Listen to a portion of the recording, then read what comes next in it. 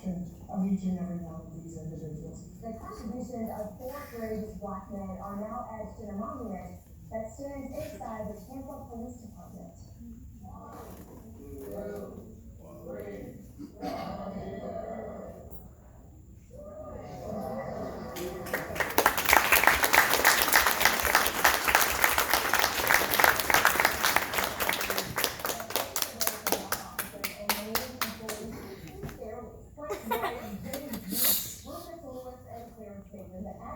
These men took back in 1974 are the reason Black officers, minority city employees, and officers across the world get to enjoy opportunities discrimination was denied them. 50 years later, these men receive their flowers. The sad part is most people don't get their flowers when they can see them. But thanks be to God that all 4 of us are here today to receive our flowers. Hello, my name is Marie Mosley. I'm glad to be standing here today. Thank Community Families for this honor. As I said, I was sworn in the police department March of 1963. When I was sworn in the police department in Tampa, Black officers had just been authorized to arrest white folks, only if they came into your area. And we were assigned strictly to be walking for the next 4 years.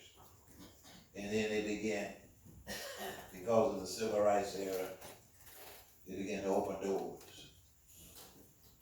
They opened doors, yes they did.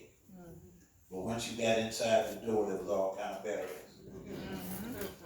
From 1963 up until about 1973, and that's another story, a Black officer could be nothing but a patrolman, or if he was fortunate, he could be an investigator, not a detective. Because a detective was a promoted organization of women. She was a clerk because she couldn't get promoted. Another female had filed a complaint with the National Organization of Women because the minimum age for a police officer in Tampa was 5'8". She was 5'7"3/4. Wow.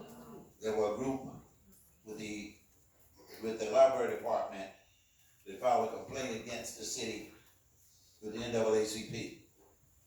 When the EEOC began to investigate and found the other complaints, they came back to us and said, we want to make this a class action suit.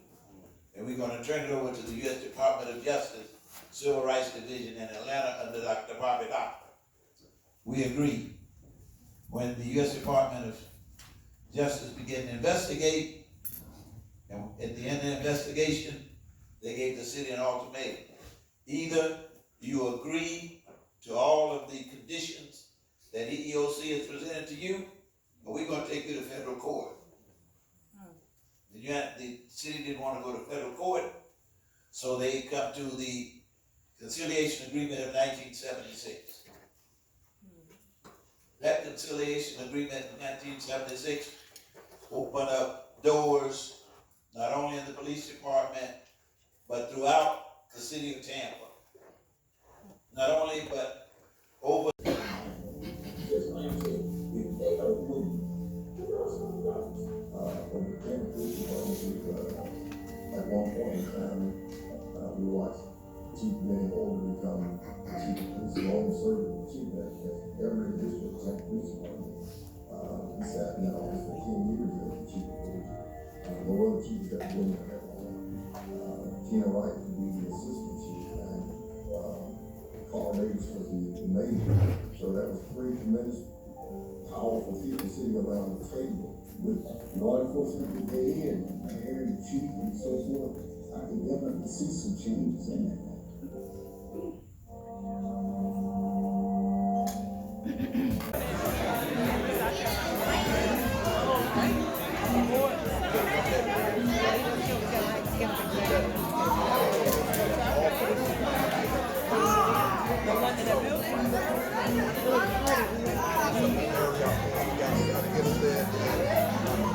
Home yet? We have to wait.